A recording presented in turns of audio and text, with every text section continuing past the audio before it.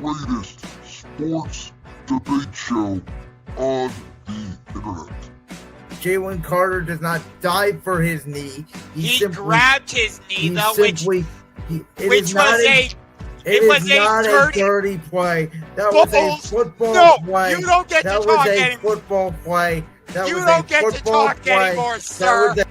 Championship rings, starring Brandon Lewis. Philadelphia Eagles are Super Bowl champions, and welcome to Championship Rings. And Josh Ungar. Buddy.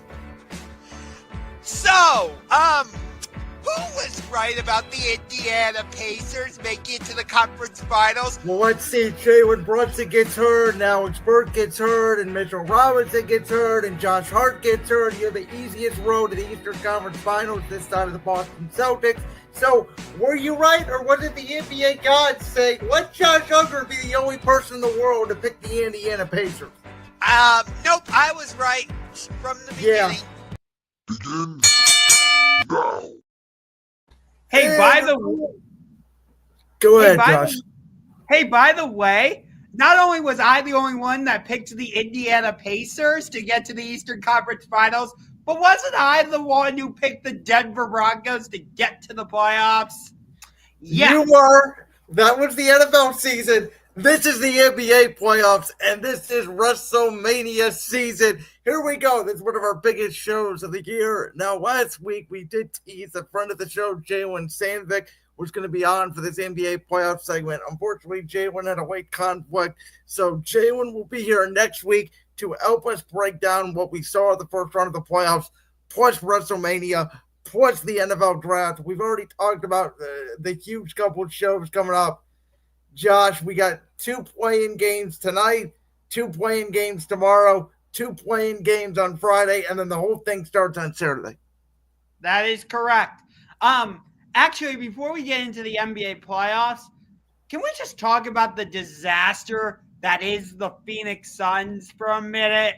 What are you trying to do, hijack the show already? First you hijacked the intro, now you're hijacking the first segment. What are we doing here? Because think about this. They hired Mike Budenholzer, and he's gone after 1 season. What the hell is going on in Phoenix? They're a complete mess. We'll find out, obviously, what happens with Kevin Durant. But I do want to get to the playoffs because SeaBoss is going to be here in approximately 35 minutes. So I guess we'll start with the play-in tournament games tonight. First one, Atlanta, Orlando. Second one, Memphis, Golden State. After Golden State and the Clippers had that tremendous game on Sunday and Golden State fell short, now they cannot play the Lakers until at least the semifinals. That's if they get past Houston tonight. My general feeling with the play-in games is, it's a 1-game tournament. Obviously anything can happen, a lot like March Madness. But in my opinion, at least out east, whoever wins these games are irrelevant. They're going to be smashed in the first round. So I'll just go with the home teams in the Magic and the Bulls, and then I will take Atlanta over Chicago. So I have Orlando as the 7. I have Atlanta as the 8. Out west, I'll do the same thing. Give me Golden State tonight to bounce back. I think for all intents and purposes, Golden State season's on the line because they cannot win a 7-game series against Oklahoma City. I think they defend home court. I don't really care who wins Sacramento or Dallas. I don't think either one of them have a chance to beat either Golden State or Memphis. So I have Memphis going to OKC, and I have Golden State going to Houston. Okay. So I have Atlanta beating Orlando tonight and heading to Boston. Then I've got Orlando facing Chicago to see who will face us. And I've got the Magic setting up a rematch between us and the Magic, just like last year. As for the Western Conference, I think Ja Morant's status as a superstar is on the line tonight. I really do. Because you think about it. You got guys like SGA, Jokic, Anthony Edwards, Luka, who are, and all the cats in Houston, Amen Thompson is going to become a superstar. You can just tell. I love Jalen Green, so Houston's got some cats. So you've got all these guys who are definitively in the playoffs. John Morant is not. He has to go through the play-in tournament. And who's on the other side? Steph Curry. So, Ja, you want to prove you're a superstar? You got to win this game. Otherwise, me personally, I'm removing that superstar status from you. I don't think he's a superstar right now. I think he's a very good player. For the record, to be clear, I think there's only about 5 superstars in the league. And they're all in the Western Conference? Actually, yes. Okay. Fair enough. Maybe one is in the East. Maybe. We'll have to wait and see how the playoffs turn out. So, do you have Golden State winning tonight? You never officially said. Yes, I do have the Warriors going to, and they will face Houston. And then Memphis will smash either Dallas or Sacramento. Doesn't really matter. Okay, so the West we agree on. The East we're basically flip-flopping 8 and 7, which is fine by me. Yes. So let's get into the first round. The way we're going to do this, we're going to do the entire East first, because I think the East is more simple than the West. And then we'll get into the West, and then we'll see who meets who in the finals. Let's start with the first round. We're going to start up top, move our way down. Number 1 seed. So I have Cleveland against Atlanta. You have Cleveland against Orlando. I actually think your matchup is an easier matchup for the Cavs because I don't think Orlando can shoot. And I think that either way, the Cavs will sweep whoever. I think the Cavs are going to make a statement. I think that the playoffs are a 4-game series in a 7-game span that you have to win 4 out of 7. I think the playoff rules of them allowing more physicality, you not getting the whistle, that benefits Cleveland over Atlanta. I think you can rough up Trae Young a lot. And Atlanta's got some nice players, including Karis LeVert and George Niang. But us getting DeAndre Hunter from Atlanta at the trade deadline in that deal, I think is significant. I think Atlanta may give you a tough game 3 or 4 at home, but I think at the end of the day, the Cavs just have the overall better team. They will beat Atlanta in 4. So with Orlando has given us trouble a little bit this season. But for the most part, we took care of them.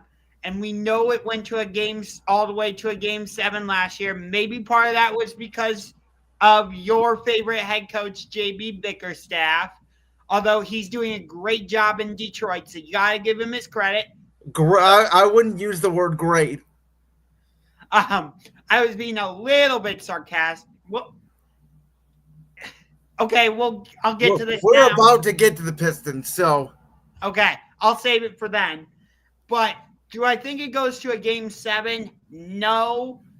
But I do think Orlando could push us to maybe a game 5, possibly a game 6.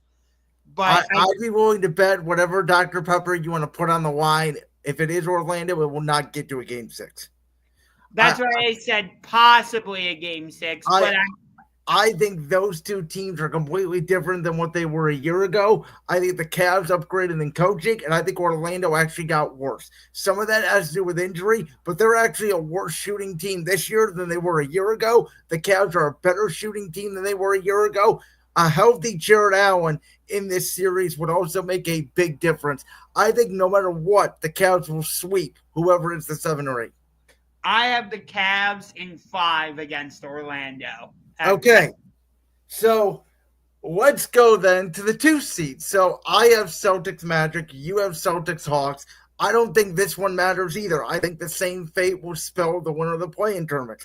I think Boston will outshoot them. They will shoot 63s a game. They will dominate defensively, and this will be, in my opinion, a 4-game clean sweep across the board. Again, I have to give Atlanta at least 1 game. Not because I don't think Boston is capable of sweeping them, but Trae Young has given Boston problems in the past. I know it's like a different team and all that, but I'm not just going to discount Trae Young like that. So I'll give Atlanta game 4 to avoid getting swept. Series goes back to Boston. Celtics take care of business. See, I actually think if Atlanta's going to steal a game, it would be game 1 or game 2 in Boston. Because the Celtics historically in this era with Jason Tatum and Jaylen Brown and this season, they've actually been a better road team than a home team. And sometimes they lose focus. And I feel like if you're Atlanta, if you're going to give yourself a fight in a series against a shooting team like Boston, you feel like you got to steal the first 2. One of the first 2, I should say. Okay. I could see that. Atlanta has had success in Boston in the playoffs. We've seen that.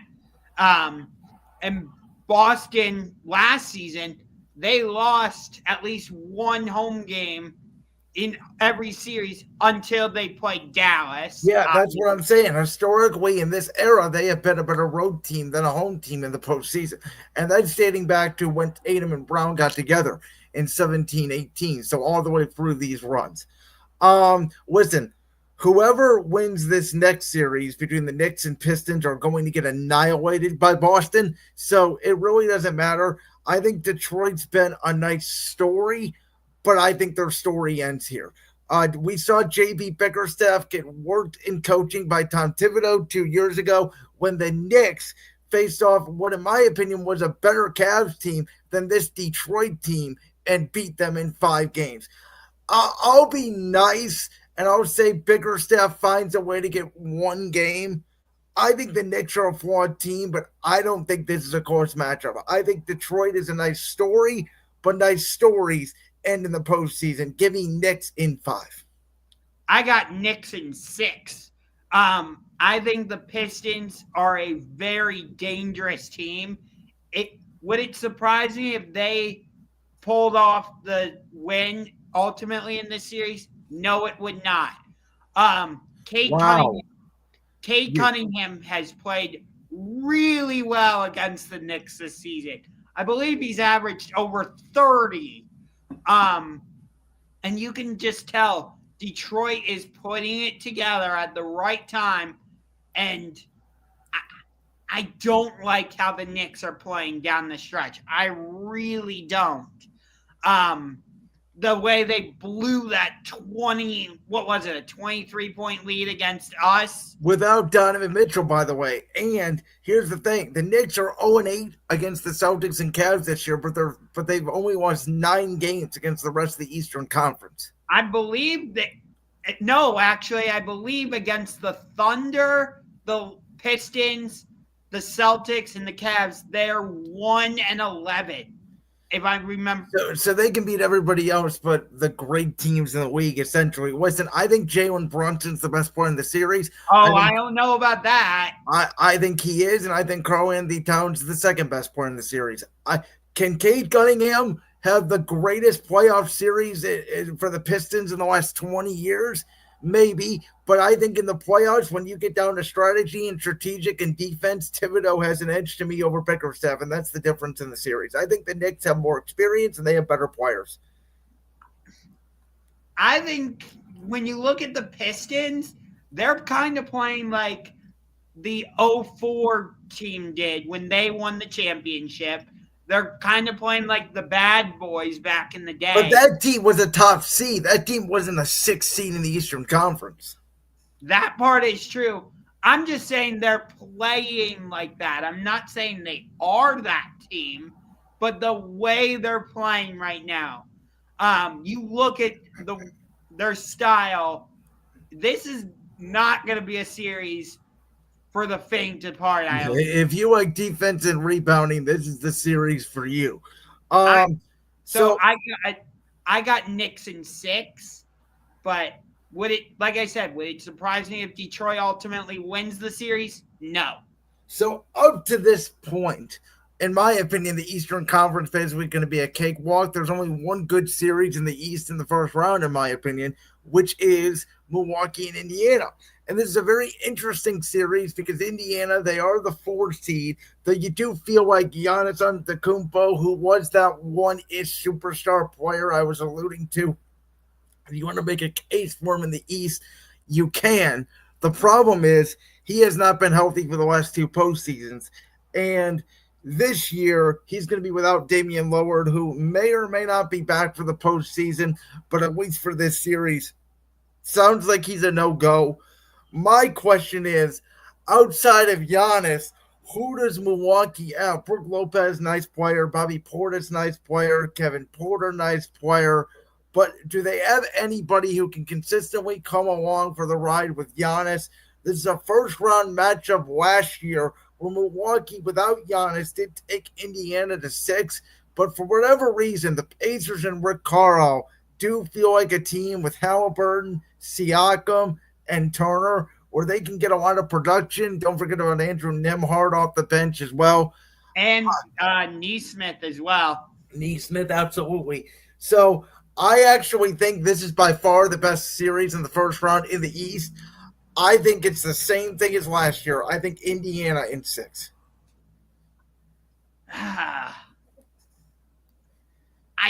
I'm going to go with the Pacers, but I actually have Milwaukee pushing this to a Game 7. Somehow, some way, this goes to a Game 7.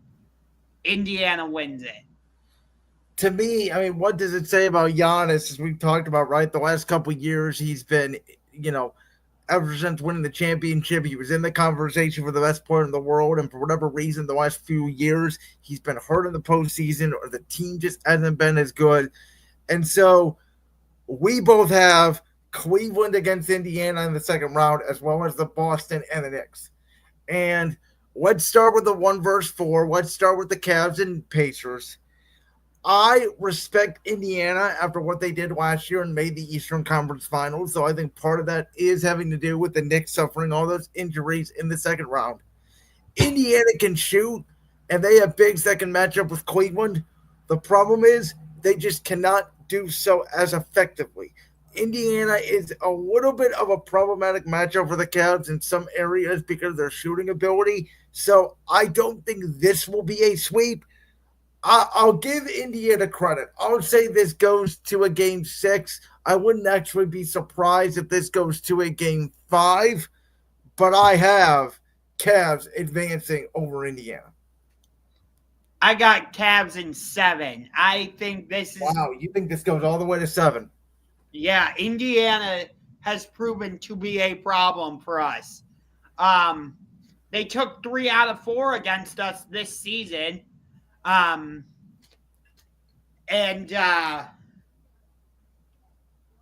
Sorry. There we go. Bless you. Thanks. The Pacers have proven to be a problem for us this season. You got Miles Turner and Siakam, who have caused matchup problems against Allen and Mobley. Tyrese Halliburton has shown that he can turn it on. You got Ben Shepherd coming off the bench, Ben Mathurin, Aaron Neesmith, Andrew Nembhard. They've got a lot of good pieces. So Indiana is not just going to go away. We're going to have to put them away. And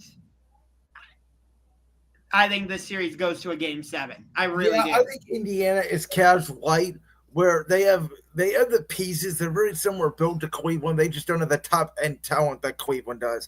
And that's my takeaway. That's why I think that it only goes 6. This may shock you.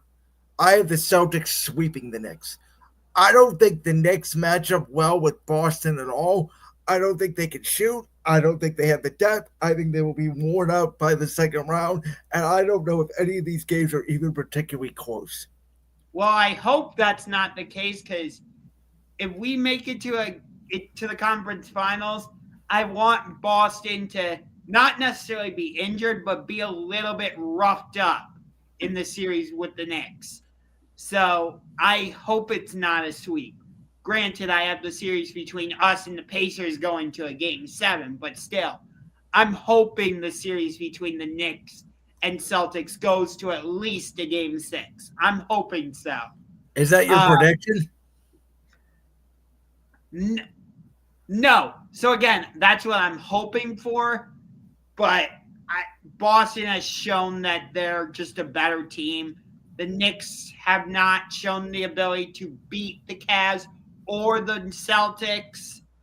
So I'll go with Celtics in 5, but I'd love for it to go 6, maybe 7, so that the Cavs can take advantage of that in the Eastern Conference Finals. Okay.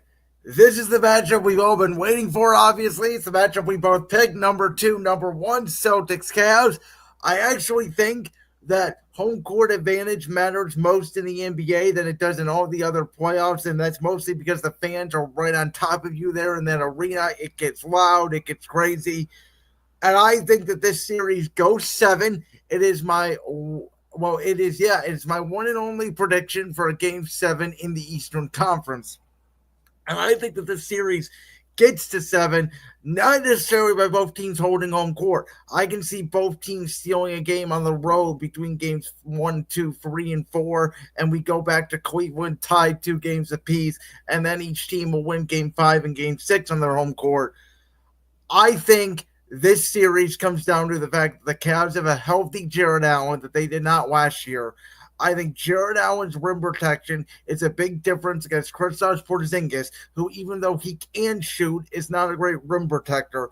I think as the playoffs go on, guys like DeAndre Hunter, Max Strus, who was huge in that Miami series a couple years ago when they made their run to the finals, even a kid like Sam Merrill, even a guy like Dean Wade. I think those guys gain confidence as the series goes on. I think that is the difference in the series. The Cavs' physicality, the Cavs' willing to go inside, the Cavs' ability to defend the three-point shot, where Boston will be too reliant on the free, and it will be their downfall. And for the 7th consecutive year in the NBA, the team that won the NBA championship last season does not make the NBA Finals. Cavs in 7. This is the series we've all wanted. Jesse, he knows this. He's a Celtics fan. I've interacted with him. I'm in his Discord server with a bunch of Boston Celtics fans. He knows it. They all know it. This is the series we want. If we do not get Cavaliers Celtics in the Eastern Conference Finals, it is a major disappointment. Something will go horribly wrong for either team. Yes. If for example, it's Pacers Knicks in the Eastern Conference Finals, there's no way they both. I'll bet every ounce of money in my bank account that both of them will not make it. There's no way. I'm just saying if it's that series. I'm not saying it will be. Oh, I'm just saying there's no way there's an if. That's a 0% shot. Or if it's Cavs, Knicks, for example, that's a major disappointment because these 4 games between the Cavaliers and the Celtics have been fantastic. I hold a sports grudge against the Celtics. And the only way my grudge will be relieved is if we defeat them this season in the Eastern Conference Finals. That is the only way. If we lose, the grudge continues. God, there's so much you could talk about with this series. There really is. I could go on and on. There's no way the road team isn't going to win 1 or 2 games in this series. I could see Boston winning possibly game 2 and game 5 in Cleveland, and the Cavs winning game 4 and game 6 in Boston. I think that's kind of how it's going to go. I got Cavs in 7. I think game 7 being in Cleveland is what makes the difference. I know Boston has been a better road team, but Cleveland being at home, game 7, I feel like in that scenario, all the pressure is on Boston to get back, to go into Cleveland and defend your Eastern Conference championship. I actually disagree with that because I think if there's a game 7 on your court, the pressure's on you to defend it. You've earned that home court advantage. Now go defend it. Okay. Even if you're going up against the defending champions. Interesting. No. I get your viewpoint on that, but like Boston is the defending champs. The pressure's on you to go on the road, silence the home crowd, show why you won the championship. Yeah, there's certainly arguments to be made with both. Okay, let's go to the West now. Listen, I'll just start here. 1-8. I think Oklahoma City sweeps Memphis. I don't think it matters. Whoever, by the way, if it's Golden State, they probably sweep Golden State too, because I don't think Golden State matches up well with Oklahoma City. I think the Thunder will, at least early in this postseason, look to show people why they are a 68-win basketball team. I don't know if any of these games against Memphis will be close. They could all be won by 10 or 15 points. So I was in OKC for the game against Memphis. They were without John Morant. And the Grizzlies found a way to keep it close for most of the game. Granted, they still had Taylor Jenkins in what turned out to be his final game as their head coach. Yep. But OKC then in like the fourth quarter, they just blew it open and ended up winning 125-104. The Thunder will have the two best players on the court in SGA and Chet Holmgren. And yeah, I got OKC sweeping. This is my first sweep of the playoffs. Okay, let's go then to the 7v2 matchup, which this is my upset of the playoffs. I was back and forth on this. I debated it. It is the veteran versus the youth. And we don't know yet what the status of Jimmy Butler's knee injury is that he suffered late in overtime of that game against the Clippers. If it is more serious than I believe it will, that gives Houston an advantage. But I go back on this. I like the Rockets a lot. They had a great season. I did predict them to be the Thunder of this year. You talk about your Indiana prediction. That was my biggest right of the whole year, was I predicted the Houston Rockets to be in this position. I like Ahmed Thompson. I think he's going to be a really good superstar-ish player one day. I like Sengun. He's going to be a very good player one day. I think Jalen Green is going to be a good player someday, but I think out of the three of them that I just mentioned, he's probably third on the list of options right now. I know Houston a couple weeks ago held Steph Curry to 3 points. I actually think that was Houston showing too much in their hands of a regular season game. I think Golden State will be ready for it. They will counter it. And I think at the end of the day, in this series specifically, Steph and Jimmy Butler, if healthy, are probably the two best players in the series. I think Golden State can steal one in Houston and hold serve at home and win it in 6. This series is such a toss-up for me because this is the series that I'm first round series where I'm kind of the most wishy-washy on, because I could make an argument for Golden State, but I could also make an argument for Houston. I've been going back and forth on this series. I want the story with the Rockets to continue. I really do.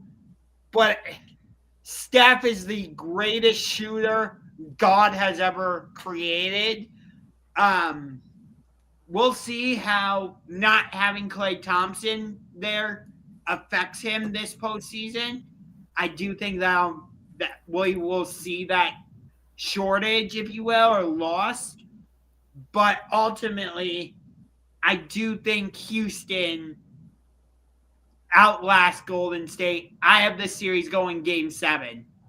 Okay, and that's our first real difference. And I think if it goes, what this series sort of reminds me of, though I think Houston has better talent, is the series a couple years ago when Golden State beat Sacramento, where it was like Sacramento had a very good team, De'Aaron Fox, Sabonis, but Golden State had the veteranness, and they were just able to outcoach and outlast barely Houston. Now, I think Ime Udoka's or Sacramento. I think Ime Udoka's done a good job with Houston.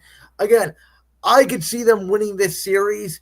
My issue with it, though, is I think history will tell you veteranness wins in the playoffs more than youth. Yes, I understand that sentiment, but the thing is that, like, kind of like what I was saying about the Pistons against the Knicks, they don't know any better. So in that sense, I would kind of say, going back to that Pistons-Knicks series, the pressure is on New York. And without a doubt is on New York. Like the pressure here is on Golden State. And that's exactly what I'm getting at. But correct. When you get veteran teams in the playoffs, when there's a difference between having a tight game in the regular season and a tight game in the postseason. And I think if Golden State didn't have Jimmy Butler, I would take Houston. I think the fact they have Steph and Jimmy, and Houston doesn't really have that go-to guy that's been there and done that yet, is the difference. If Houston was in the playoffs last year, even, I probably would take Houston.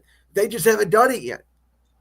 And no, that's totally valid. Plus, you do have playoff Jimmy, but last year Jimmy was horrible in the playoffs. We got to see it again. I mean, I'm going based off, I think Steph Curry can win you the A game in the series to tilt the tide. Okay, and I could see that. But the thing with Golden State is, who else are they going to get production from other than Steph? I think Buddy Hield, you'll see, have a big series. I think he will be one of the keys. And I actually think Pods will give you a lot of good production. A Pod strike, the fact that Steve Kerr plays him over Kuminga and these other guys tells me he thinks Pods is ready for the postseason. That's my biggest reason why I'm taking Houston, is because I don't know if I can trust Golden State's supporting cast. I know what I'm going to get from Steph, usually. I know what I'm going to get from Jimmy around this time of year. But I'm not sure what I'm going to get from the others. And come postseason time, I get it. A lot of it comes down to that superstar type player. But it's also that supporting cast. And I just have a lot of questions about Golden State's supporting cast right now. LeBron and Luka against Anthony Edwards in Minnesota. And after Minnesota had so much promise at the end of last year, they were the 3 seed. They knock off the defending world champions. They get to the Western Conference Finals. Then it becomes Anthony Edwards' team, and they make the trade for Karl-Anthony Towns for Julius Randle. And while they are playing really good basketball right now, I think Anthony Edwards is going to become too reliant on his jumper in this series. And theoretically, Minnesota has the height advantage because we all know the Lakers don't have a center, and Rudy Gobert could dominate the series. But I don't think Rudy Gobert knows how to dominate anybody. And there is no disrespect to Anthony Edwards here. I think the 2 best players and 3 out of the 4 best players of this series, which includes Austin Reeves, is on the Lakers. I got the Lakers in 6. Man, this is another one where you kind of get flashbacks to last season because you got Ant going against Luka, and who was it that went into Minnesota and dominated? That's the key word, dominate. And it was Luka. So I know Luka's in a different jersey, but is Ant gonna have that revenge on his mind? Is he gonna use that to fuel his team? Well, I believe so, but will it be enough? I don't think so. The Lakers have LeBron and Luka. The Timberwolves do not.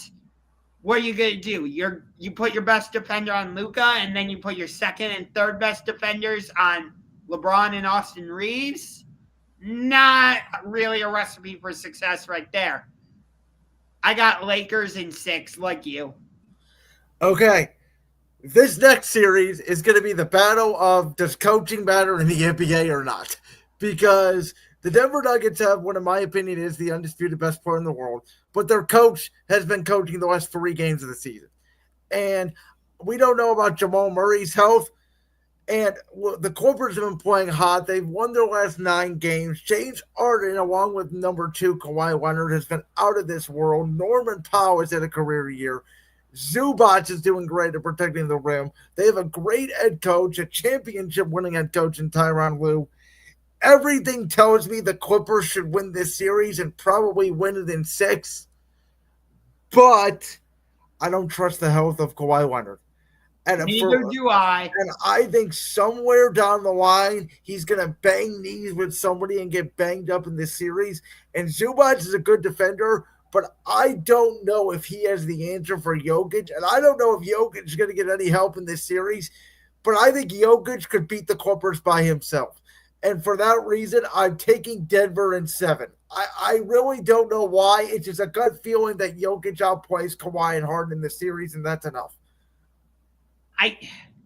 That's the big thing. Kawhi could stub his toe and be out for 6 weeks.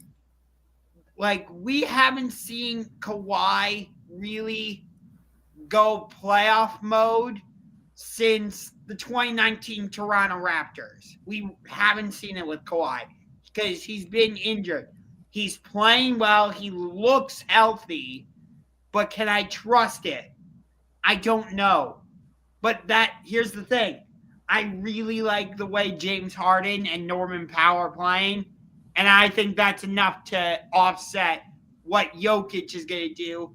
And with Jamal Murray perhaps compensated health-wise, I'm giving the Clippers the edge in 6. Okay. So I have Denver taking on Oklahoma City in what I believe will be a fantastic series. I think it's the battle of the 2 best players in basketball right now between SGA and Nikola Jokic. I think it's the battle between the 2 MVP frontrunners. I think SGA will win it, by the way.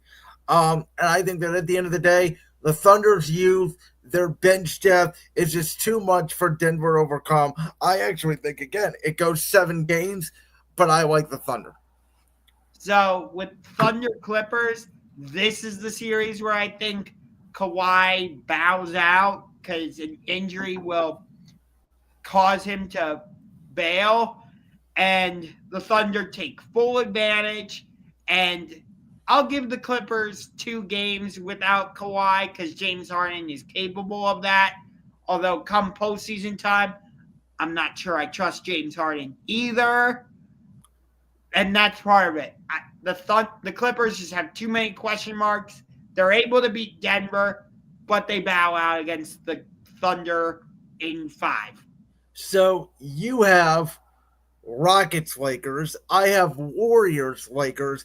I think this is where Golden State bows out. I think this is where Jimmy Butler struggles. His playoff history against LeBron is he has struggled.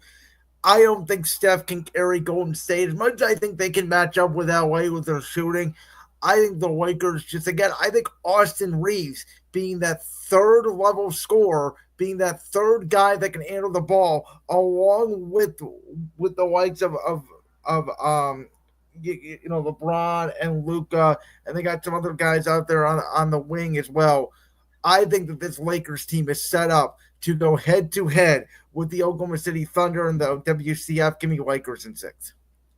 So like you said, you have Warriors Lakers. I have Rockets Lakers, which would give the Rockets home court advantage. But I do think the Lakers are capable of going into Houston and winning a game on the road.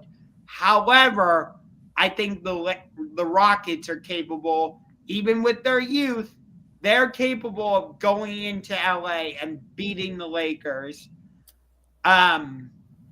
So I have this series going to a game 7 in Houston, but I'm not counting out LeBron and Luka, even on the road in a game 7.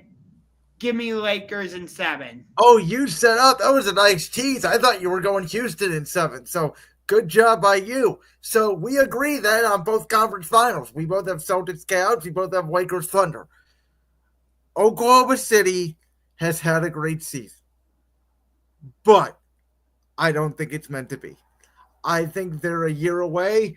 I think LeBron and Luka are on that mission to avenge the Luka Doncic trade from Dallas, And again, this may be hard overhead, but for me, this would be, and I'm not over exaggerating, this is what I want because I think it would be the greatest storyline in the history of the NBA Finals. Cavs, Lakers. It certainly would be. I had the Lakers in 6, by the way. I know I did not say that. Okay. LeBron and Luka have been awesome together. And JJ Redick has done a great job coaching. But even with their youth, OKC looks like they're out to prove people like you wrong and show that they are, in fact, ready to take that last step. This is their second straight year being the number 1 seed.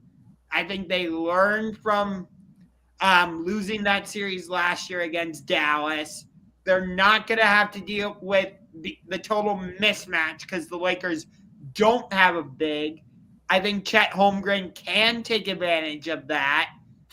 Even if he doesn't necessarily play down low, the fact that he's a big who can step out and shoot, I think will make the difference. Yes, I'm saying Chet Holmgren will make the difference, though SGA is the top player for OKC. I got Thunder in 7. Okay, so we have a lot of Game 7s out west. Again, I think the West is going to be an absolute war. Unlike the East, where I think one series will be a war. You think Indiana gives the Cavs a better fight than I do. But the NBA has not had a Game 7 in the NBA Finals since our Cavs and Golden State Warriors went at it in 2016. I do think whether it's Lakers-Celtics, whether it's Lakers-Cavs, whether it's Celtics-Thunder, whether it's Thunder-Cavs, this is their best shot to have a Game 7 in years. And so for my finals, it would take place in Cleveland. I predict it will be a Game 7 in Cleveland. And I think the Cavs will, at the end of the day, be having a parade on East 9th Street because the Cleveland Cavaliers, led by who will be the NBA Finals MVP, and his name is not Donovan Mitchell. His name is Evan Mobley, who will arrive in these playoffs and will undoubtedly, in my opinion, may become a top 10 player in the NBA by the time these playoffs come and pass. I think this is Evan Mobley's dominant postseason, and I think that the Cavs raise the Larry O'Brien trophy. Man, I so badly want to pick the Cavs, but OKC has been so good at home. And when we played them in OKC, we got absolutely KO'd. And I saw how good the Thunder are on their home court. God. I genuinely, this is another series where I'm like, I don't know. I really don't. I want to be a homer and pick the Cavs. I really do.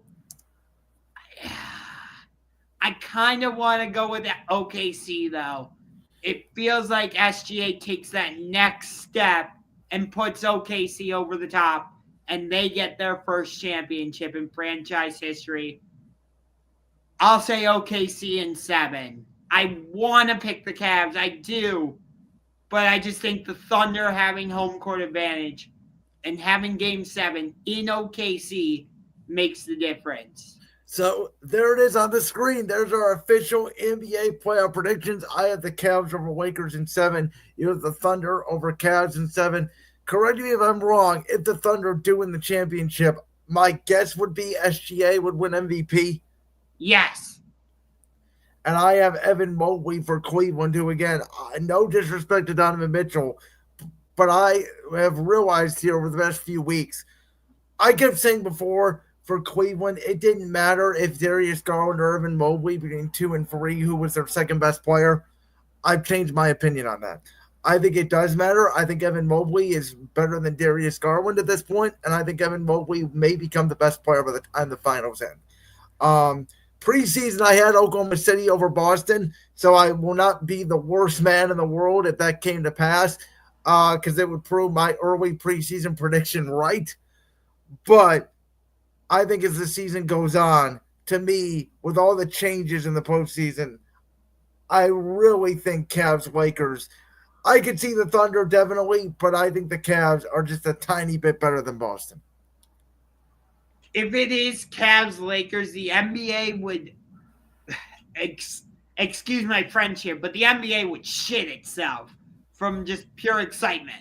The weird thing is everybody's talking about the dream matchup between Boston and LA, and I think I get it, the history of the big markets. I don't think people have connected the dots yet, even in this city, that the Cavs Lakers are a possibility. Yeah, I would agree with you. But we got to get over to what is the Super Bowl of professional wrestling, because from Las Vegas, Allegiant Stadium, home of the NFL's Las Vegas Raiders, I believe it's WrestleMania, but SeaBoss, as we bring you in, you said this in our Discord server, and I'm just going to say it right from how you said it, so excuse me for stealing your thunder here, but to basically sum it up, you looked at Wednesday's episode of AEW Dynamite, and you're like, how is this better than what we're getting at WrestleMania? And dude, I have to agree with you. Like, SeaBoss, you're telling me we get Konosuke Takeshita versus Will Ospreay on free TV. We get Hangman Page versus a wild card. I'm guessing it's Jack Perry. My guess is right now Eddie Kingston. That would be awesome. But you're telling me we get the Death Riders, which I've loved that story, against Hook, Samoa Joe, and Shibata. And we get Mercedes Moné against Athena. And then over at WrestleMania, let's see. We get Rey Mysterio against El Grande Americano. No. Go away. Go over there. That El Grande Americano is just a ripoff of El Generico. Let's be real here. Wait, and you're telling me at WrestleMania I get LA Knight versus Jacob Fatu? Oh, okay. That's actually, I'm excited for that match because Jacob Fatu is a beast and LA Knight's good. Okay, but you're telling me at WrestleMania I get AJ Styles versus Logan Paul? What? Yeah. What? Kind of a waste of AJ Styles' talent. Yeah. Wait, and here's the worst one. Lyra Valkyria and Bailey against Raquel Rodriguez and Liv Morgan for the tag team titles. What? No, give me Tiffany versus Charlotte all day. I'll take that. Give me the street fight. I'll take that. But you're telling me on Dynamite, I get Ospreay versus Takeshita, and at WrestleMania I have LA or AJ Styles versus Logan Paul. Nah, give me Ospreay. Give me Ospreay Takeshita all day. Yes. I'm sorry, but as of right now, the WrestleMania card looks like a B+ level PLE, and that's being generous. There are some matches to be hyped about. I am excited for Drew McIntyre versus Damian Priest. Those two always put on a show together. And I am excited for the I am excited for the triple threat Rollins, Punk, Roman. I'm sorry, but that's the incorrect triple threat to be main eventing night one. Speaking of that, I am excited for Rhea, Bianca, Io, because none of the three of them have ever had a bad Mania match. And we know what Rhea and Bianca can do in the ring together. And you're telling me Io's going to be added to this? Hell to the yeah. You know this, though. Once Kevin Owens versus Randy Orton was taken off the card, my excitement overall for the show was taken way down. Yeah. I hope Kevin is actually able to come back from this. Yeah. That 2 to 5 year recovery time, he's already towards the end of his career. This might have been it for him. And it's sad to say. Okay. SeaBoss, you and I have had debates about who the GOAT is in WWE. But I will say this. The modern day GOAT, just modern day, I'm giving that award to Kevin Owens. I really believe that. No. His stuff is Even talking about before WWE, I have Kevin Owens high on that list from his stuff in Ring of Honor and PWG. The modern day GOAT is the Tribal Chief, guys. It's not even a conversation. 2010 on, Roman Reigns the GOAT. Kevin Owens has been awesome. He has. He's really good. It's like Josh Allen or Lamar Jackson. They're very good. They're not Patrick Mahomes. Wait, SeaBoss, who did you say? Seth Rollins. I'm putting him in that conversation. I think it's Roman and Seth, and I think Roman's resume tops Seth. God, I can't discount Kevin Owens. I can't. Like, his feud with Cody Rhodes was awesome. Everything he's done with Sami. Anyone, or every feud Kevin Owens has ever had since stepping foot in the WWE has been nothing short of amazing. Yes. The feud with Seth at Mania 36. The feud with Sami at Mania 37. The Logan Paul got involved in that. Yeah, took a stunner, which was awesome. The stuff with Stone Cold Austin at Mania 38. He got his moment with Stone Cold Steve Austin. And SeaBoss, you're highlighting exactly why, for me, Kevin Owens is the modern day GOAT. I have to put him there. I wish he won more than just one world title. Yes. And that's why he can't be the GOAT. Now, also, Josh, what do you consider modern day? What's the timeline to start that? I'm guessing 2010 to now. Yes. Because if you're doing that, you got to make a case for Cena, too. Cena, I'd say more 2000s. If you're talking like overall GOAT in WWE, yes, you had to put Cena in the conversation. Kurt Angle. Yes, you had to put Kurt Angle in the conversation, but for me, it's Randy Orton. No one had every single tool in wrestling more than Kurt Angle. He had the accolades. He had the promo skills, the in-ring work, comedy work, character work. He could work with just about every single wrestler on the WWE roster and make a 5-star player out of them. And TNA, by the way. And TNA, of course. And if you guys have seen it, his stuff in New Japan briefly was really good as well. I'll be honest with you, I never knew he worked in New Japan. Yep, he was a IWGP heavyweight champion for a while. Won it off of Brock Lesnar because Brock refused to work in Japan. All right, guys. Shall we get to start previewing these matches? So some of the stuff you guys said earlier, I agree with. Some of it I don't agree with. We'll get into it as we get into these matches. Let's start with the big one, right? Night 2, main event. Cody Rhodes, the Cody Crybabies, the American Nightmare, defending his year-long title reign against a heel John Cena, who, SeaBoss, I don't think you were with us. I think the last time you were here was right before the Royal Rumble. Josh can attest to this. I predicted right before the Elimination Chamber that John Cena was going to win the Chamber and turn heel. I thought that it was the right direction to go. I'm all for this. I think it's going to be a match filled with shenanigans. I think The Rock's going to come out. I think Stone Cold Steve Austin is going to come out. I think Travis Scott's going to come out. It could turn into a Bloodline rules match down the line somewhere in this main event. I do think that John Cena is going to win his 17th World Championship, but it is not for the reason that you all think. I'll get into that in a little bit later. All right. So, as far as the Cena heel turn thing is, I was stunned. In that moment, I was caught completely off guard. I was like, did they just turn John Cena heel? What? How? Why? But it has led to some incredible storytelling, and I think they can build off of this. I do think John Cena captures number 17 here and holds it all the way on till the end of the year where he puts over an up-and-coming babyface. So, the funny thing is, in his first promo, since after turning heel, he said, "I am not a heel. I am not a babyface. I am a human being." So that's how I'm going to refer to him. He's not a heel. He is just the human being, John Cena. Cody has really had to carry this feud because Cena hasn't been there for a lot of these shows. And I think that's hurt the story a little bit.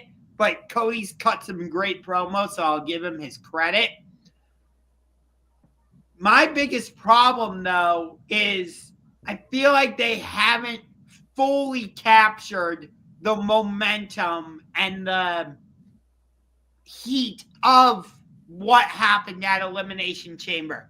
That third promo battle they had where they mentioned Vince McMahon, they mentioned Tony Khan.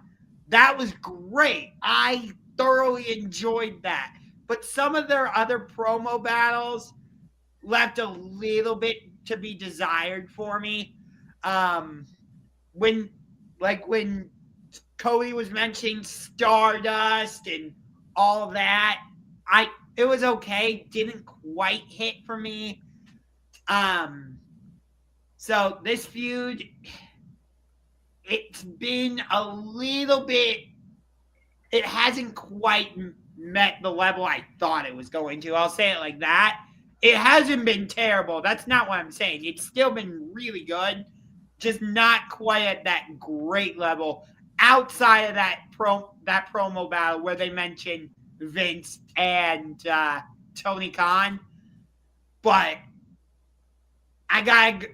you can't have a moment like they had at Elimination Chamber and not culminate it with Cena winning the title. It feels like you have to go all the way through with it and give Cena the title. So I actually think in some ways the night 2 main event could be connected to the night 1 main event. Oh, you told me about this theory you have. So, Josh, I've actually changed my theory on this based on the last couple of weeks. So, SeaBoss, I had 2 different theories on this. The first one I had was I did not think that they were going to announce the favor of Paul Heyman, being in Punk's corner. I thought that was going to be part of the reveal at Mania, was Heyman turns on Roman, joins Punk wins, but then it's also revealed that the favor is CM Punk gets a world title match at WrestleMania. He inserts himself into the main event in night 2, screws over both Cena and Cody, and wins the title.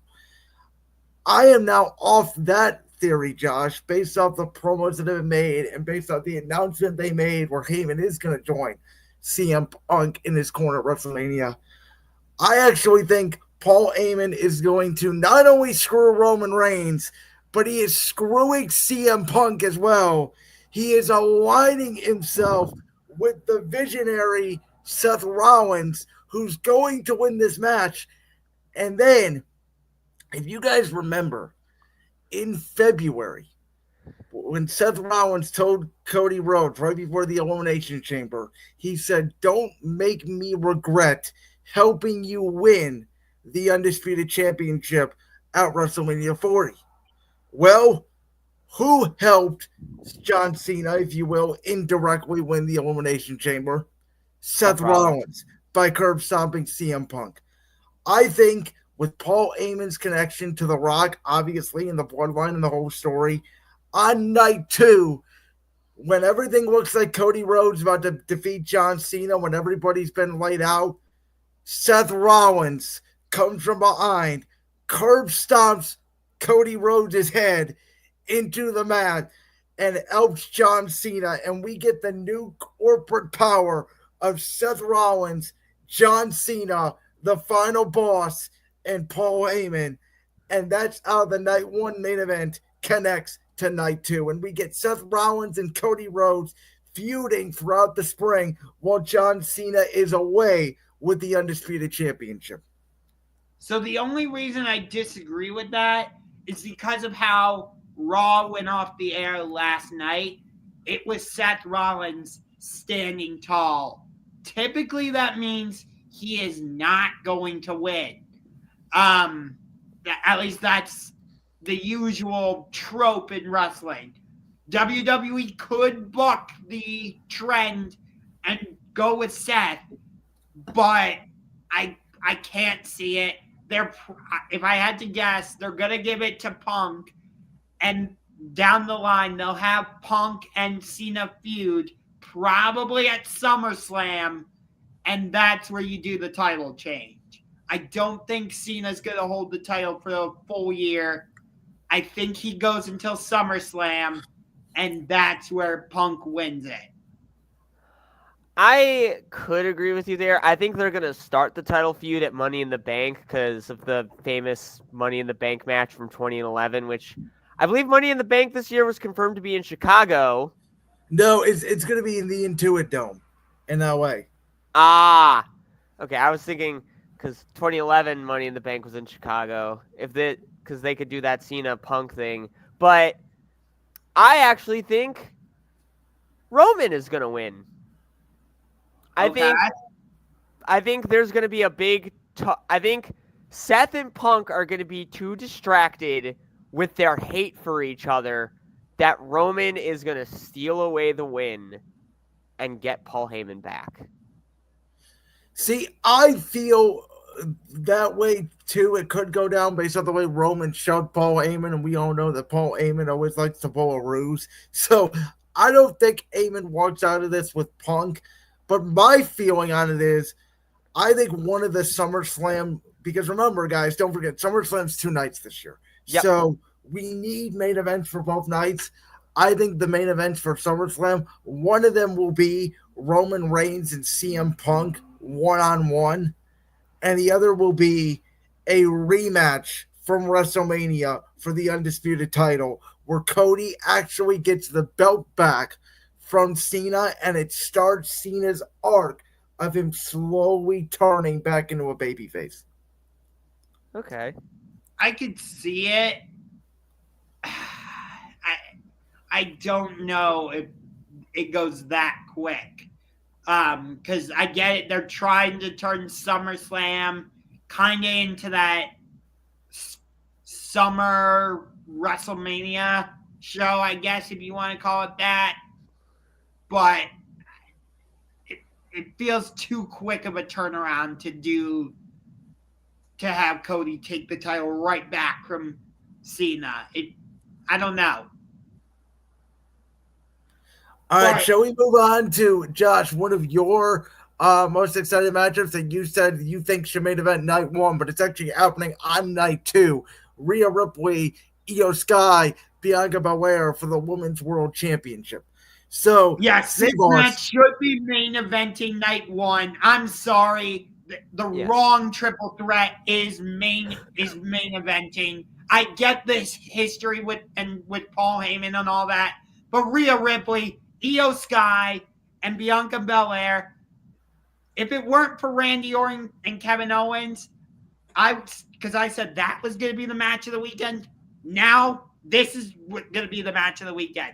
They are going to absolutely tear the house down. I think they'll be good. I don't think this is match of the weekend. I think that it could be 3rd or 4th. I think the 2 main events will top it. But to be honest with you, I disagree on you that this shouldn't main event. I think that Roman, Punk, and Seth, I don't think anybody could follow them. And you're not going to put them on the same night as Cena and Cody. I think that match will go longer than Cena and Cody. I think it's like a 45, 50-minute with entrances. I think it's cinema. Like, I think there's going to be so much storytelling in that match, nothing can follow it. Yeah, I definitely agree there. As for the women's triple threat, I do believe that this is going to be a barn burner type match. It's going to be very interesting with 2 powerhouses and then a high flyer. You know, we're definitely going to get an over the moonsault. We're definitely going to get everyone hitting their finishers. But who comes out of this the winner? Well, the only one who's undefeated at WrestleMania, I have Bianca Belair winning. Josh, I'll let you go because I think you know where I'm going with this. First of all, I thought it was hilarious that Adam Pearce said, Rhea Ripley representing the Judgment Day. Yeah. She hasn't been in the Judgment Day for over a year. What are you doing, Adam Pearce? That was hilarious. I could see any of these three women taking home the title. Rhea was awesome as champion. And I love how they've treated Io in this story. That's no disrespect to her, but like Bianca and Rhea are so focused on each other. Io's like, hey, don't forget me. And they just keep pushing her aside. But I'd love to see.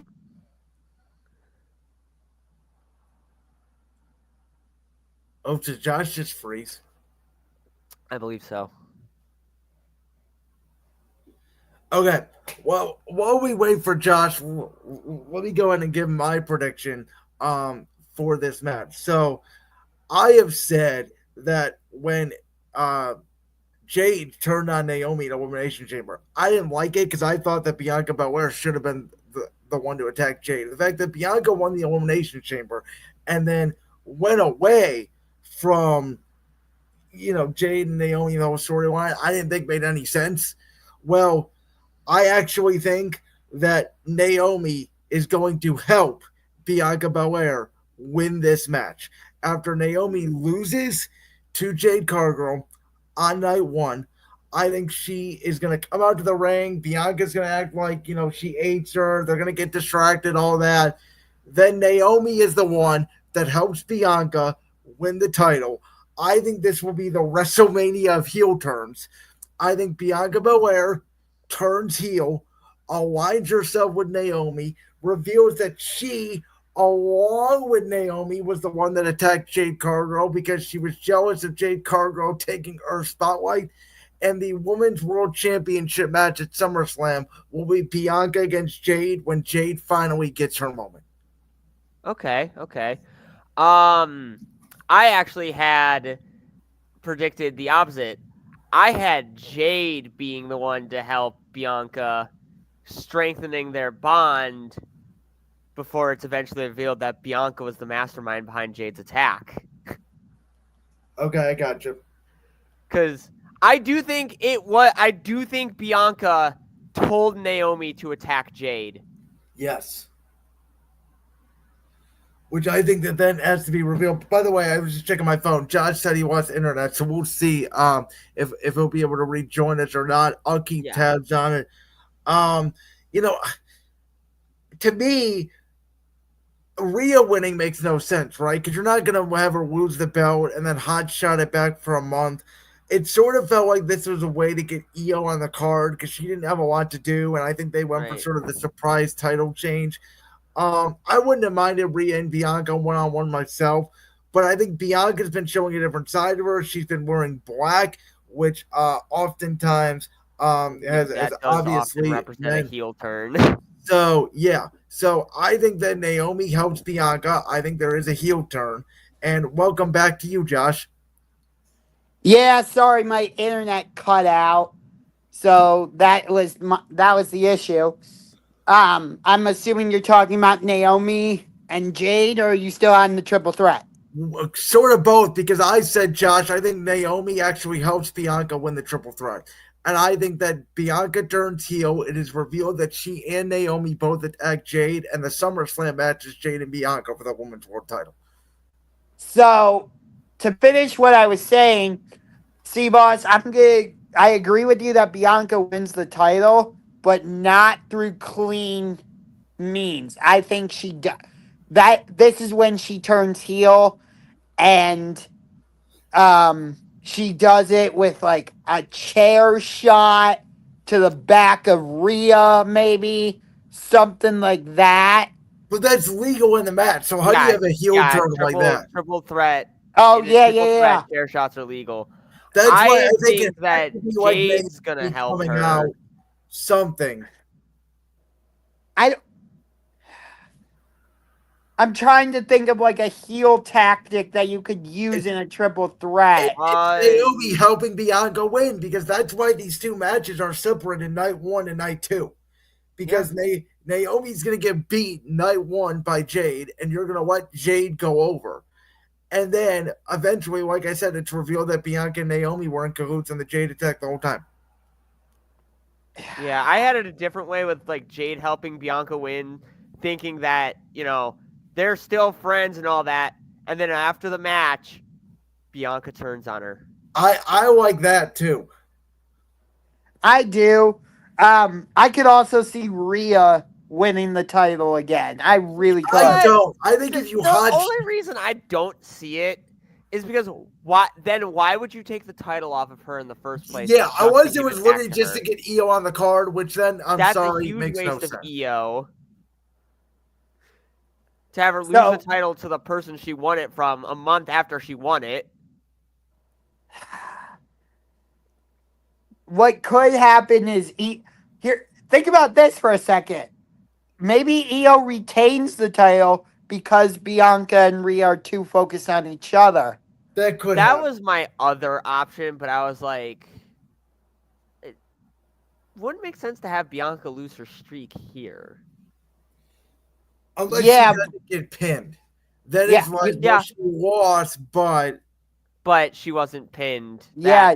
That's another smart one. Yeah, you could have Io pin Rhea again, and then that leads to some type of here's match the at, thing, Rhea at does SummerSlam. not lose Queen. When's the last time Rhea Ripley lost a match Queen? Because even when she lost the title, it wasn't Queen. Bianca got involved. She lost fairly. Oh, I was about to say SummerSlam to Liv Morgan, but then I remembered that Oblivion was on a chair. And Yep. Dom got involved with the interference. Yep. Okay, well, speaking of women, let's move to the other women's title match between Tiffany Stratton, the champion, Charlotte Flair. And I think Josh accidentally exited out. We know obviously the promo battle that happened a couple weeks ago went completely off the rails. But with that being said, I was talking to my one buddy, and I thought he made a great point where it's like they're trying to make Tiffany Stratton clearly the face in this match, obviously, but then like she's also running away and out of the ring, and it doesn't make a lot of sense. I'm kind of 50-50 on this. It really depends on what direction they want to go. I just think from a perspective of Charlotte's been the champion a lot, I think that WWE, had wanted Charlotte to be more cheered than she was. Not necessarily a face, but more of a tweener when she came back as opposed to a real heel. Oh, no, I disagree with that. I think WWE wanted her to be the baby face, and the crowd just wasn't having it. And so, for that reason, I think Tiffy retains here. I 100% Tiffy should retain. I am not the biggest fan of Charlotte Flair. I never really liked her. I don't like the way that she doesn't put talent over, like Asuka, for example, at Mania 34. That one put me completely off to her, and I just think that I just don't like her. And I like Tiffany Stratton. I think she is a phenomenal wrestler. I didn't like her at first, but then when she started feuding with Becky Lynch over the NXT title a couple years ago, it really made me want to see more of her. And I was like, she's a future champion in this company on the main roster. And she became champion. I think she continues that reign here 100%. I want to agree with what you guys are saying, but WWE loves to go back to the Queen, and I think they'll turn this into a trilogy, which Tiffany will ultimately win, but Charlotte goes over here, unfortunately. Okay. What do we think about what I think could be one of the best matches on the card on Sunday? The Fatal 4-Way for the Intercontinental Championship between Braun Breaker, who I think Carlito might have died if he didn't show up last night on Raw to that spear a couple weeks ago, Finn Balor, Dominic Mysterio, and then obviously Penta. I think this is where officially the Judgment Day breakup begins to happen. And I don't think that, I know Penta lost a couple weeks ago, but it was more of a dirty finish. I don't think you want to see Penta take the Queen lost here. I think Braun Breaker is going on to bigger and better things, so I don't think he takes the pin here. I actually think the Judgment Day breakup is official when Dirty Dominic Mysterio pins his teammate Finn Balor and wins the Intercontinental Championship. which will cause Braun Breaker to absolutely blow a gasket. And it will be hilarious because I think Dirty Dom will be celebrating with the title, and then boom, he gets speared right out of his shoes. And it'll be freaking hilarious. I disagree with that because I think the big moment will be Dom officially turns on Finn. I have this kind of the opposite. Okay. So I think Dirty Dom will be a champion in this company one day. He will. He will have his singles title moment. But I think with all the times that Finn Balor is just taking the pin, he's gotten the nickname Pin Balor, I think he wins. I think Finn Balor wins the title. He pins Dom, and we finally get we get the Judgment Day breakup no matter what. But I will say this: Finn wins, but he loses. He wins the title, but loses the Judgment Day. They kick him out because he pinned Dom. He could have pinned Penta. He could have pinned I Braun like that, Breaker, actually. but he chose to pin Dom, and the Judgment Day didn't like that. That makes sense. I can totally see that happening. I don't know. I just think Dom. I feel like you know what? You might be right though, because if we're right that Cena is going to win on night 2, and I think a lot of heels are more than likely, and if I'm right about Bianca turning heel, that may be too many heels to win in one night. So maybe they do Finn winning here. Yeah, and then turn him face. I wouldn't necessarily say have him join up with Damian or Rhea. Let's not run that out. No, don't do that. But have him be a babyface. And if he needs backup, well, there's former Bullet Club members in WWE that you can use for backup. There's AJ Styles. There's the Guerrillas of Destiny. I would say the Good Brothers, but they left. Actually, I think the Young Bucks just teased that the Good Brothers are going back to New Japan. Yeah, the Young Bucks basically said, hey, Good Brothers, we're going to team up with you to take on the War Dogs. Yep.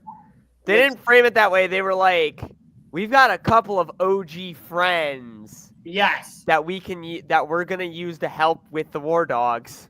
Yeah, which, by the way, I loved when the Good Brothers were with the Elite. It was so funny. Since I'm an OG Bullet Club fan, I've known all about the Good Brothers since they formed, and they're just never put on a bad match over there in Japan. I also loved them with AJ Styles in the OC, but nonetheless, though, in terms of this fatal 4-way, it's gonna end with Dom pinning Finn or Finn pinning Dom. I don't see Breaker or Penta factoring into the pin. I feel like the outcome they're going to go with is Dom pinning Balor. What about the Yeet Man here, guys? I think this is going to kick off night 1 of WrestleMania. I think we both kind of said it when it happened, when Jay won the Rumble. Which I predicted. Thank you very much. Predict. So we had 2 great calls. I called to see the heel turn. Josh called it the Jey Uso winning the Men's Royal Rumble. Going into this, I was like, we just saw this Saturday night's main event. How are they going to make this different? And then Gunther beats the living hell out of Jimmy Uso and wipes his blood on his chest. And Gunther just makes anything work because he's freaking Gunther. I mean, he belonged in the wrong era because this dude is like the most classic vintage heel that you'll ever find. I think without a doubt here, this is the perfect night 1 opener. Jey Uso wins. There's no doubt in my mind. If Jey does not win this match to me, his character is completely dead. Jey has to win, but it'll be interesting to see how Jimmy factors into this match, because even though Jimmy basically got killed by Gunther, like you said, I think he is going to factor into this match in some capacity. I'm not sure how, but the way Jimmy has inserted himself into this to give Jay that confidence, there's no way you can have this match and not include Jimmy in it in some capacity. You gotta have Jimmy in it, at least in my opinion. And I don't know, but Jay is going to win. Thanks somehow, some way to Jimmy Uso. I agree with Jay winning, but I think it would be bigger to have Jay win clean. Oh, I'm not saying Jimmy super kicks Gunther or like does something. I'm just simply saying Jimmy getting involved in some capacity, whether it's him being on the dragging himself down and that inspires Jay, or like he comes out and is like how we see wrestlers on the outside just pounding, the ring apron trying to fire up. So Jimmy being in Jay's corner. Yes. I could see that. I could reasonably see that. But not right away. Like Jay is down and out and it looks like all hope is lost.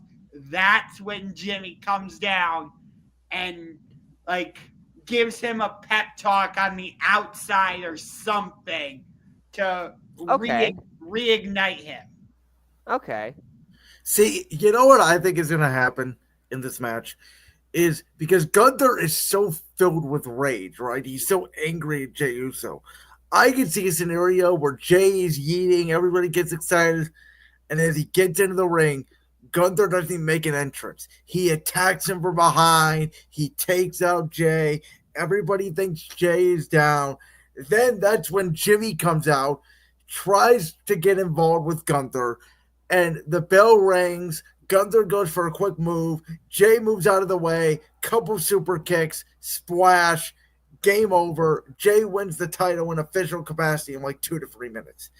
I don't think this is a workhorse 20-minute match like they had at Saturday night's main event, because we just saw that a couple months ago, and we saw these two guys battle in the King of the Ring final in May. Like, I think this is a very fast-paced finisher, bam, bam, splash, Jay wins the title type of match. You're going with the Sheamus Daniel Bryan from WrestleMania. Was that 28? Because that was well, it was the semifinals. Okay, it was semifinals. Yeah, on Raw. Randy Orton faced Gunther in the final. No, you're right. They played that whole thing up of Randy's shoulder was not on the mat when he got pinned. And that led to their match at Bash in Berlin. But yeah, I do think not so much Sheamus Daniel Bryan. That was only like 18 seconds. But I think it's sort of that direction, right? Because I think that we already saw their match, like I said, a couple times where they've had these 20-minute bangers. Gunther is so filled with rage that I think he's going to try to put away Jay quickly, maybe a powerbomb or two, and it's a quick mistake that opens the door for Jay. Okay. Don't you think it's hilarious that, like, they always say the winner of the Royal Rumble will main event WrestleMania, and yet both of these matches are happening on night one, and neither of them are the main event.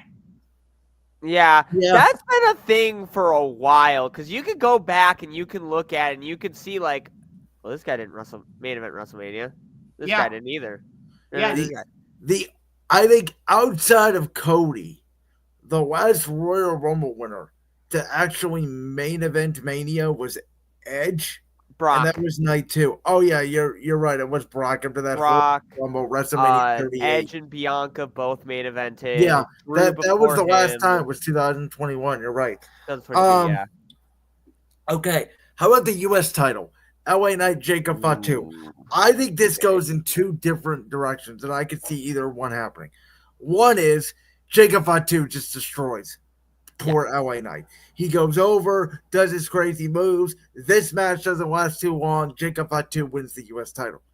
The other direction they could go is Jacob Fatu is destroying LA Knight. He's beating him down, and Solo Sikoa gets involved, distracts Jacob Fatu enough that LA Knight can get a quick roll-up or even a BFT and LA Knight defeats Jacob Fatu, and you start, which I thought was going to be potentially a one-on-one WrestleMania match between Fatu and Solo Sikoa.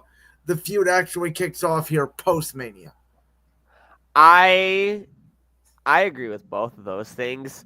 I could see it going exactly like you said. Like I think if we're looking long term over short term here, if you want to do it the long term way, have LA Knight retain and have Solo and Jacob go off and feud with each other. I don't think you want to take the title off of LA Knight after what was a terrible title reign from Shinsuke Nakamura. I'm not sure you want to just put the title on LA Knight just to take it off of him right away. Kind of like what you were saying about Rhea Ripley earlier. So, well, I think there's a little difference here with Rhea and LA Knight, because in the one situation, right, you're trying to her, and then the other situation is, well, LA Knight's winning it off Shinsuke to give it to someone else. Yes, and we're trying to build up Jacob Fatu. Originally, I thought it was a no-doubt slam dunk. When they first announced the match, I'm like, oh, Jacob Fatu is going to kill him. Jacob Fatu is going to win the title. But ever since, they've been doing more of this tease with him and Solo. And I think the fact that, and we'll get into this next, Josh, I disagree with you that Solo is going to be Randy Orton's opponent. I think it's going to be somebody else. And I think that Solo not having a match at WrestleMania seems weird to me if they're not doing something else with him. Yeah. I mean, I don't think Randy's opponent is going to be Nick Aldis. See, I do. I think that's the match. I think that it's a one-off. I think they hotshot it, and I think it can lead to some fun little feud where Nick doesn't have to get back in the ring after this. But it's like, maybe Orton beats Nick Aldis clean, and then Nick Aldis has a vendetta against Randy, and he puts him in all these matches. Because I think the Randy-Cody feud that we've all been wanting and expecting, it's going to happen at some point, just not now. I think they're both clearly in different storylines at this point. And I think that the Orton-Kevin Owens thing was always the plan, and I think you got to find somebody for Orton. And I think the fact that Orton directly told Aldis he could put his gear back on was a tell. That's who they're going to go with Nick Aldis. Again, I don't think it's anything crazy, but I don't think you hotshot a returning, maybe an Aleister Black or a Rusev or even Solo into a feud when you're trying to find a replacement, because the fact that Kevin Owens just wrestled at Elimination Chamber and they were building this feud up, and then all of a sudden 2 weeks away from Mania, he can't compete. I think it says something about Kevin Owens' injury that they won't even let him get through Mania when he's been working with this for months. And B, let's just find a spot for Orton at this point. I think they saved Nick Aldis for like a UK show, because they want to give him that hometown feeling. That's what. Plus everything that's been happening with Orton and Solo. Like, for example, during that tag team match, Orton and Solo just went off into the crowd just brawling. And I don't think you do that unless that's the match at WrestleMania, which it could be, but if that's the case, then Solo becomes Nick Aldis' enforcer. And Nick Aldis turns heel on. Nick Aldis is going to get involved in this, whether he's wrestling or he handpicks Orton's opponent because he can't stand Orton because he RKO'd him. Which I loved. Orton was like, I gave you the double payment in advance in case it happened. His character work has been great.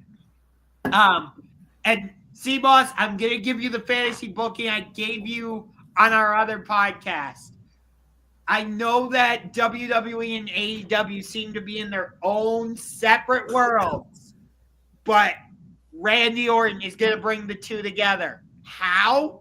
On the SmackDown after WrestleMania, Randy Orton is going to get on the microphone and he's going to say, I know that Backlash is coming up in my hometown, But Kenny Omega, I see that shiny international championship over your shoulder. Triple H, Tony Khan, I'm coming to Dynamite to confront Kenny Omega. Josh, are you at ayahuasca?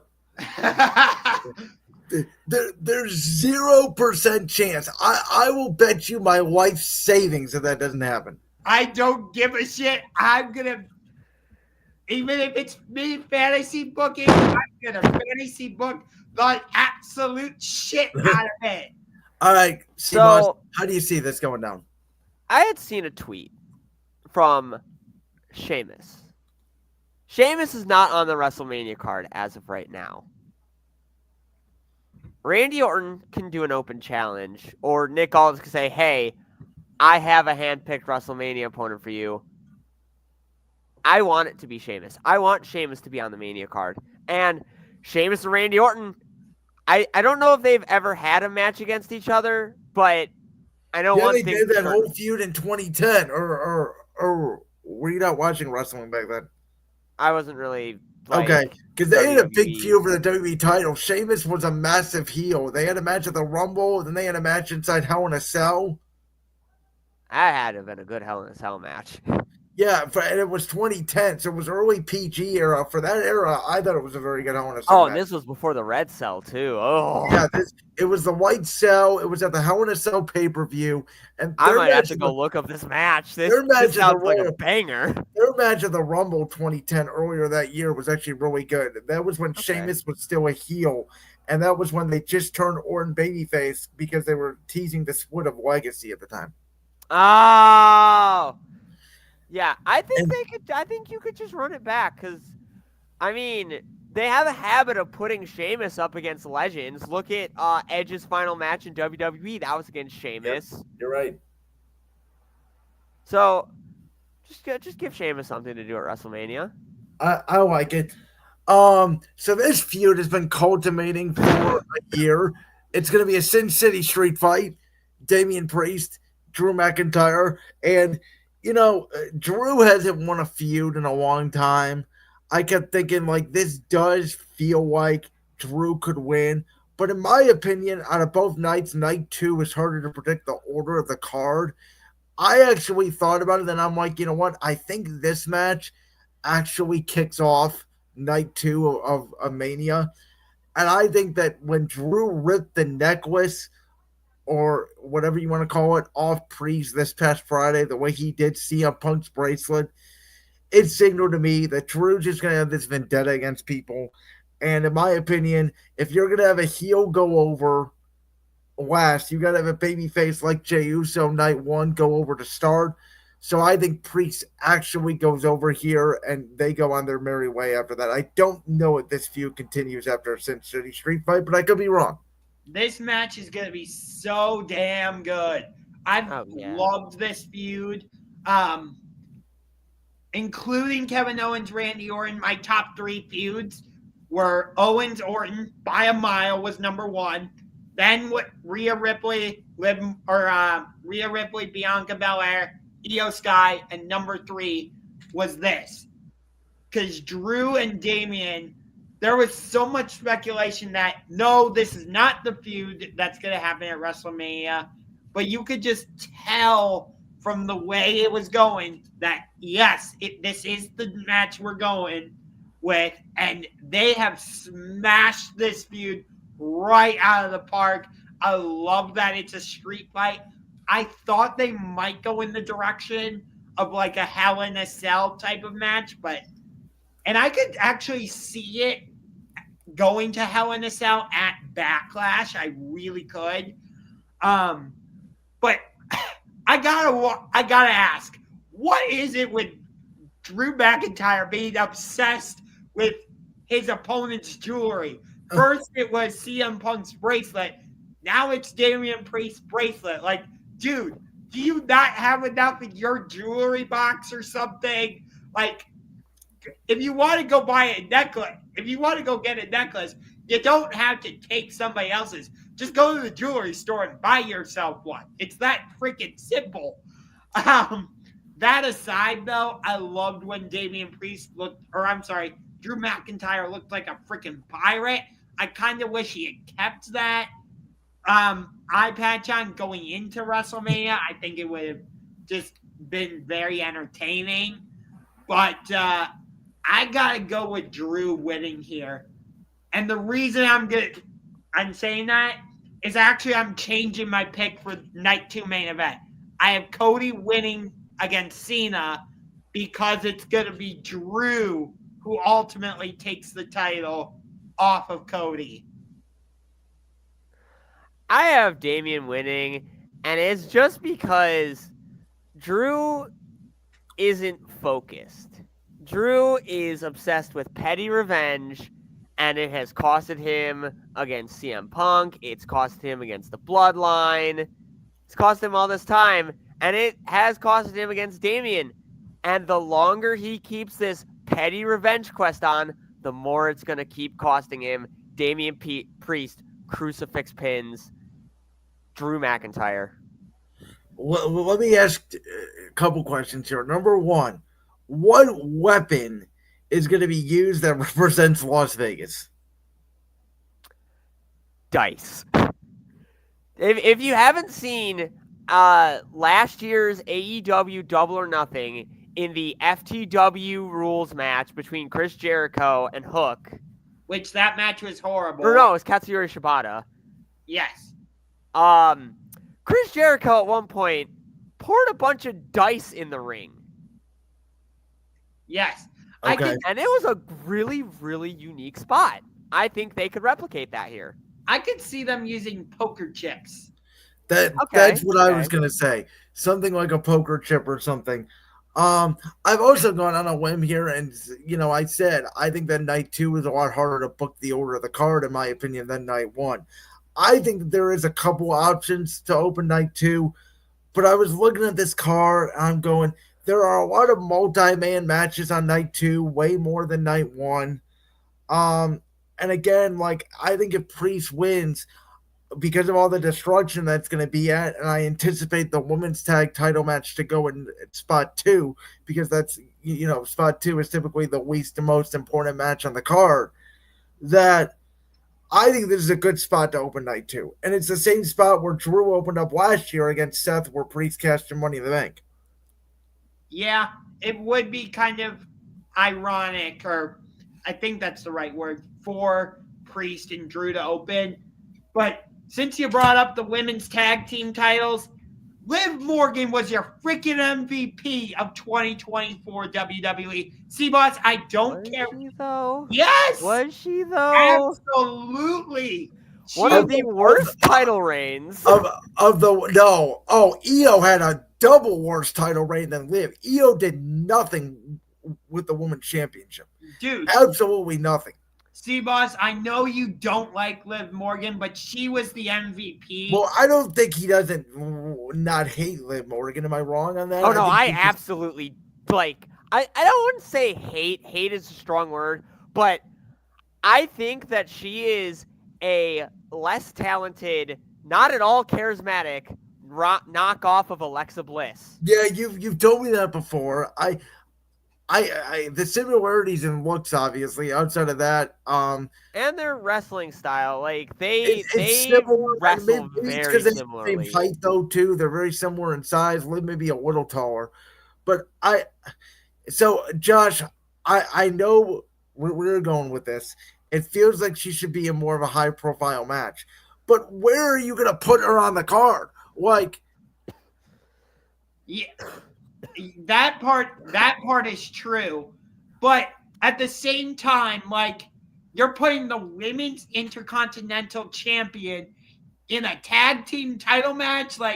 You couldn't have done, I don't know, Bayley versus Lyra Valkyria versus, who's that other one that should be on WrestleMania? What's her name? She was in Elimination Chamber. She was in the final 2 at Royal Rumble. Oh yeah, Roxanne Perez. What? See, if you want my take on this, if you're going to be mad about this match, that shouldn't have been the other direction they would have gone, because I thought that would have been worse. to me, if you're going to be mad about this match, be mad about the fact that the SmackDown tag team titles are not on the Mania card. Yeah. That's I'm my sorry. takeaway. I'm sorry, but all 3 tag team titles, the Raw tag team titles, the SmackDown tag team titles, and the women's tag team titles have taken a giant collective shit. No, I disagree on the SmackDown side because that's been very entertaining over there on the Blue Brand. It's been one of the things they've gotten right since they went over to 3 hours. And I could make the only argument you can make about the World Tag Titles being on Mania is that it is the New Day, and if you want to cultivate the fact that this heel turn cultivates and them winning the tag team titles or Big E costing them the titles, that happens at Mania. So that is why I'm actually okay with that being on the card. The women's tag team title match being on the card, the only reason why this is on the card is because you're not going to leave Bayley and Liv Morgan off WrestleMania. True. Well, what? Okay, if that's the case, why not have the 2 of them go one-on-one at WrestleMania? Because Liv Morgan has a Liv Morgan has a title. Why not? Why have her not defend it? The women's tag titles haven't been defended at Mania since Mania 38, because of Mania 39 and Mania 40, they were the women's tag team champions were in 6 woman tag matches. Which, by the way, I really enjoyed that with that 6-woman tag team match at Mania 39. Lita. The Lita, Becky, Trish versus. It was okay. It had a weird build to it with Trish obviously turning there afterward.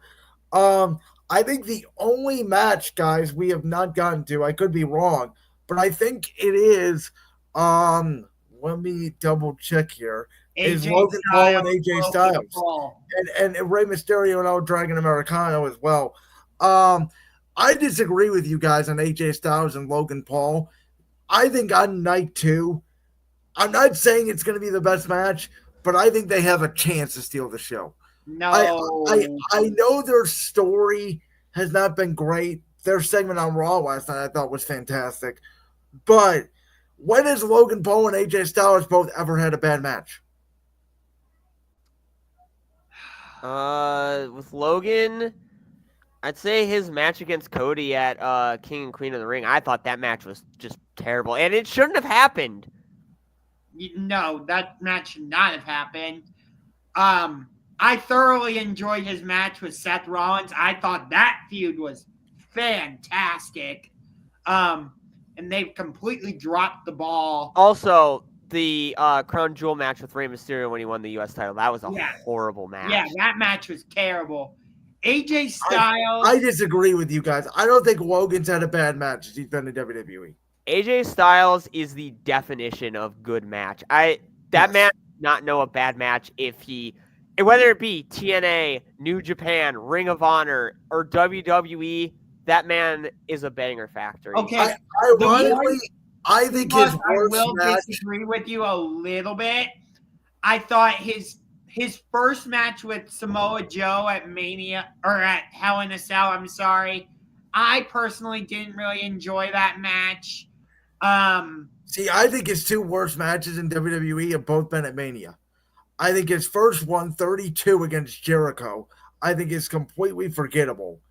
Because I think that Mania, outside of one match, is completely that forgettable. was a bad Mania from what I've been told. See, I actually enjoyed that match between Jericho and Styles. The other one, and it's ironic because he's my favorite, but I thought him and Edge at Mania 38 had a terrible match. Oh, that I agree with. I didn't think it was terrible, just forgettable. I thought it was pretty terrible and forgettable, but like I said, his first match with Samoa Joe at Hell in a Cell, I did not enjoy that match. I'm surprised you guys didn't bring up this stuff with James Ellsworth, because you'd think that'd be pretty bad. See, I enjoyed it personally, but I'm more sports entertainment than professional wrestling fan. The one I saw with Dean Ambrose being the special guest referee, I thought that was pretty entertaining. See, I'm more of an entertainment factor, which why I don't even mind the Rey Mysterio, El Dragon Americano stuff. Like, I'm telling you, those guys are going to put on a banger. I would love it if it's revealed that Chad Gable is not El Dragon Americano. See, I believe that they're going to do that fake out. It's going to be Julius Creed. That's who I have been predicting since this match was announced. Julius Creed's going to be the one revealed as El Grande Americano. But if he was in the to ring protect last Chad night Gable. when El Dragon Americano came out, how could that be? They're going to swap. I guess you could, because in wrestling, you throw all logic out the window. Yeah, I mean, it would. Yeah, I mean, I don't know. Maybe they get some random backstage crew guy. Now is this a mask versus mask match? No, it's Just a match. No. Which Okay. I think they are going to reveal it's going to be somebody. It's not going to be Chad Gable, but I think the reveal has to happen here at Mania, which I think Ray's going to win. Yeah. What I think they do is that the El Grande Americano who wrestles in the match is going to be Chad Gable, but there's going to be a spot where I guess they swap the mask onto someone else, and that's who it's going to, and then they're going to reveal it to, oh, it's not Chad Gable. And then Chad Gable, the real El Grande Americano, comes up from behind and rolls Rey Mysterio up to win the match. Yeah, I guess. It's going to be a silly comedy match, and I'm fine with that. I love a good comedy match. Danhausen is one of my favorite performers, and he is the king of comedy matches. You don't strike me as a guy that I know Josh for sure is not. No, I love a good comedy match. I mean, I'm a complete work rate guy. I love the independent scene. I love technical wrestling. I've gone on record saying that Zack Sabre Jr. is the best technical wrestler in the world, and I stand by that. But when it comes to comedy wrestling, I love that stuff. I love Orange Cassidy. I love Danhausen. Orange Cassidy is awesome. I think you need a good balance. I think you need a high work rate. I think you need a tag team good match. I think you need a comedy segment. To have a complete show, you have to be able to mix every aspect of wrestling. I completely agree with that. I think AEW forgot about the comedy aspect of it. No, Orange Cassidy still exists. He's not around right now. I think he's injured, but... Well, I mean, there's still comedy with Harley Cameron and Toni Storm. Yeah. She has a puppet of Mercedes Moné, and it is the most entertaining thing you will ever see. Yes. All right, guys. I think that's it. I think we've covered it all. Obviously, there's a lot of wrestling going on this week, not only in WWE. Wait, we never covered Jade Naomi in full. Okay. Well, I said Jade's gonna win. I do think Jade goes over, but I have a little bit more to say about that. And I think Naomi is gonna spend the whole match trying to run away from Jade because Jade's all this power and whatnot. And it's gonna cost her big time. See, you guys have Jade winning, but I think WWE's this is just the first step for Naomi as a heel. I think she's going to eventually take this to the Women's World Championship. I got Naomi winning here, and she continues this heel character until she is crowned champion. I think that's a take. Yes. I'm not saying it's wrong, but that's a good take. I don't know. The SmackDown Women's Division is weird, which is why I really don't care who wins Tiffy versus Charlotte because the depth of that division is not there, as opposed to the Raw side. I agree. So, all right, guys. Well, we know it's going to be a good weekend. Like I said, there's wrestling for WWE, other promotions as well. We're going to enjoy it. We'll be back next Tuesday in Championship Ring. SeaBoss, as always, thank you for joining us. Next week, Josh, we have the NFL Draft. We have WrestleMania 41 recap, and we have all things NBA playoffs. We are going to have an absolutely loaded show. Plus, SeaBoss, you and I are going to be at Huntington Bank Field on, Saturday afternoon? We are? What's there? Oh, I don't know if you're going. Never mind. Columbus Crew. Oh. Inter Miami. Lionel Messi coming to Cleveland. Yeah, I knew that was happening, but I don't couldn't think I know. was invited. Oh, sorry. We're ending on that note. All right, guys. Have a good one.